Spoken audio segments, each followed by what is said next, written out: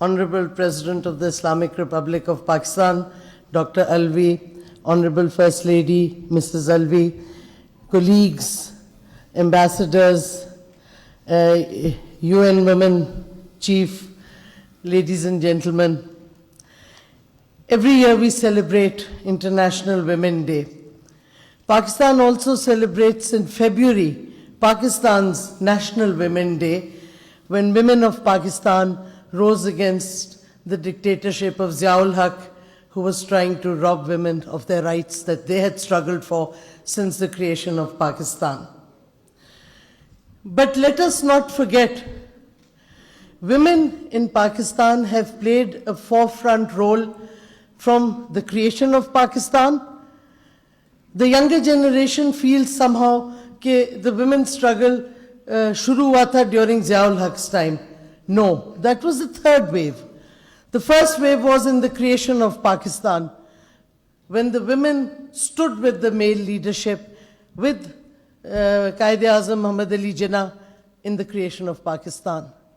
Then we had the women who in the 60s, during another dictatorship, that of President Ayub, fought and got past the family laws of Pakistan, a very important step in women moving forward with their inheritance rights, with their right given to them in Islam, but codified right to divorce and so on. So the family laws was a struggle again by the women of Pakistan. तो ये हमारी history है ख़वातीन की पाकिस्तान में, कि जद्दोजहद करके हमने अपने हकूक़ लिए जो हमारी आइन में अब हैं और जो हमारा मज़हब हमें शुरू दिन से देता था. उसके बाद जो ख़वातीन का स्ट्रगल रहा है वो जेंडर पैरिटी पे रहा है, जेंडर इंक्लूजन पे रहा है, और जो अब हमारी बच्चियां अब जो स्ट्रगल कर रही हैं, चाहे वो औरत मार्च हो, चाहे हया मार्च हो, for this diversity in women's demands, but this is a continuation of our women and their struggle to achieve equality and to fight for their rights. Let's be very clear. It is not something new. अगर आज हमारी बच्चियां protest करती हैं या ख़वातीन के हकूक़ के लिए बात करती हैं, तो उनकी माओं ने किया था और हमारी माओं ने भी यही किया था. This is part of our rich tradition of women in politics, women in the struggle for their rights in Pakistan. And why not? One woman decides the fate of a whole family, decides the fate of what future generations will think. How I educate my child will decide how my child will act in society and how they will educate their children. So educating one girl means educating a whole family and thereon a whole generation, which is why education is extremely important for women wherever they may be. दूसरी चीज़ ये, हम ख़वातीन के हकूक़ की बात करते हैं, कई दफ़ा बहुत वेस्टर्न इन्फ्लुएंसेस भी आ जाते हैं. अगर हम हकूक़ की बात करते हैं, सबसे बड़ा हकूक़ ये कि मैं अपना फ़ैसला खुद करूं. मैंने क्या करना है, किस तरीके से करना है, कवानीन के दायरे में रहते हुए, आइन के दायरे में रहते हुए. That is why today, International Women's Day, we must talk about women everywhere. We must talk about the biases, the Islamophobia that exists, especially in the Western world.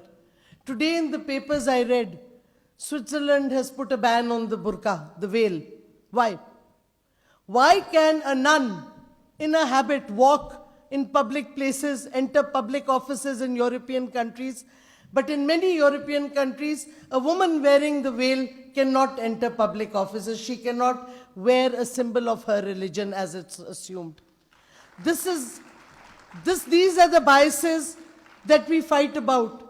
हम कहते हैं पाकिस्तान में हमारे बहुत से मसले मसाइल हैं, ख़वातीन पे जुल्म होता है, तशद्दुद होता है, और हम लड़ रहे हैं उसके लिए. We want to end that violence against women. We want to end the discrimination against women, because not that it's a favor that any government will do. These are our rights in our constitution. These are our rights that the government has as a responsible government to give us. They're not doing a favor. They have to give it because it is their obligation and it is our right to get those rights enshrined in the constitution. But let us also be aware that biases against women exist on many fronts, and a lot of them are embedded in the new rising form of Islamophobia, unfortunately. And we're seeing that in the Western world, which preaches to us about rights. Yes, we know about rights, but please do introspection also. Why are Muslim women being denied their rights? Which brings me to another issue. Why is no one in the West talking about the abuse of the Kashmiri women by Indian security forces? 1991, the mass rape of Kashmiri women took place in Kunan and Poshpora. The case is registered in the Indian courts. Nothing has happened. Many reports are, and Rula, you know, we've discussed this many times. Many EU reports are published on rights of women and so on. Why has India never been chastised about the rape, mass rape of Kashmiri women as a weapon of war? Why has India been allowed to brazenly violate all international conventions it has signed, including the 4th Geneva Convention, which prevents a person belonging to an occupied territory to be removed to a prison in the occupation country? And yet, we have Asia Andrabi, who is suffering in Tira jail in New Delhi, with her a number of other women. Why has there been no word about it? All human rights reports that come out of the West ignore what is being done to the Kashmiri women. And I think on International Women's Day, because this is not just related to Pakistan, I would be amiss if I did not raise my voice against the total acceptance of the terrorism that is being done by the state, the government of India, against the Kashmiris. And on this day especially, I want to mention the plight of the Kashmiri woman who has been thrown into jail illegally in Delhi, the Kashmiri women who have suffered blindness because of pellet guns. By the way, a weapon that has been banned. It's an inhumane weapon. There's an Inhumane Weapons Convention, that's a short word for it, and India and Pakistan are both signatories to it. But nobody says anything to India.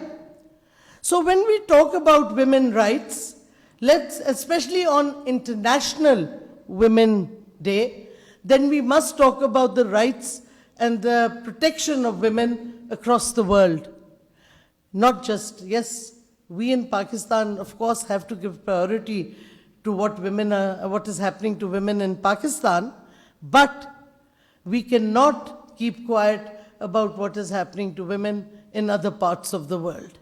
And Kashmir, which is a disputed territory, and it's an integral, Kashmiris are part of Pakistan in spirit, in commitment, and all that needs is for the UN to wake up from its slumber and provide the plebiscite which they provided to another case which was just like this, which was the creation of East Timor as a separate country.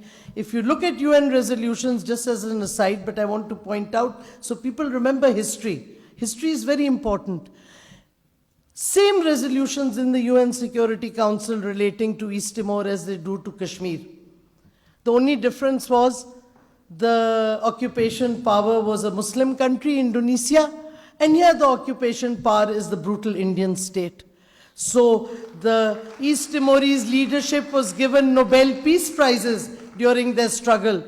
Why are Sayyid Gilani and Mir Wais and other Kashmiri leaders not being nominated for Nobel Peace Prizes, like the Timorese leaders were, who were fighting a war also against the Indonesian state. So we in Pakistan must remember there is an overriding hypocrisy that pervades the world today. And when yes, we want to struggle for our rights, and we have struggled. I come from a very conservative Baloch tribe. I was the first Mazari woman to be even educated. Nobody educated their women in the Mazari tribe in the 50s and 60s. And I'm proud to say today that I was the first Mazari, male or female, to get a PhD.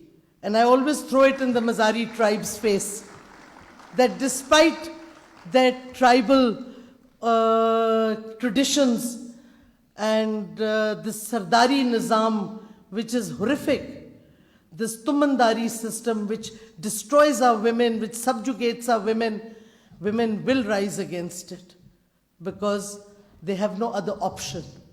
Education will come to all women because out of economic necessity, if nothing else. And we will raise our voice and we will move forward. But while we are moving forward, let's not forget the plight of women in other parts of the world.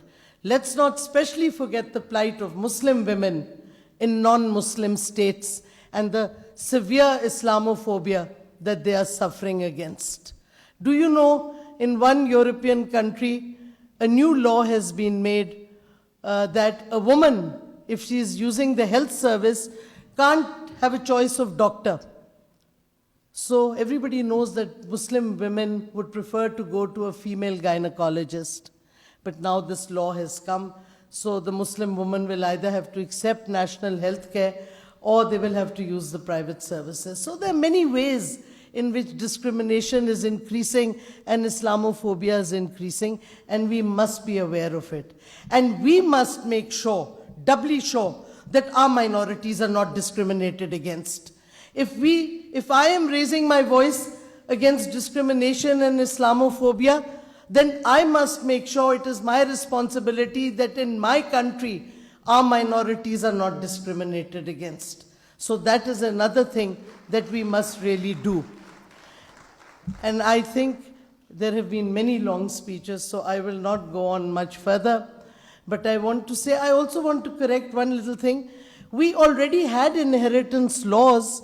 What we have done is we have done amendments to ensure their implementation as they already existed, and that has made a big difference because now it will be much easier to enforce the inheritance laws because the lacunas have been covered.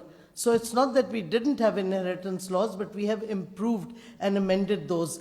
I also want to point out that our ministry has already prepared an amendment bill on the harassment of women at the workplace because we felt the definition of workplace was inadequate, the definition of harassment was inadequate, so we are going to be introducing that soon in the National Assembly.